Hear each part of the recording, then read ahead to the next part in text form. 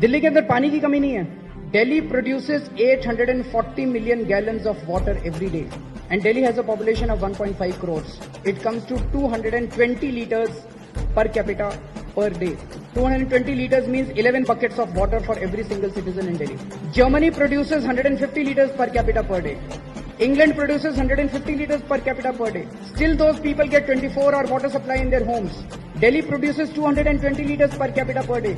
Still we don't get water in our homes. So हमने right to information में आके application डाली government को कि दिल्ली का पानी जा कहां रहा है. तो वहां से जवाब आया कि 50% दिल्ली का पानी लीक हो रहा है. That means about 420 million gallons of water is leaking every day.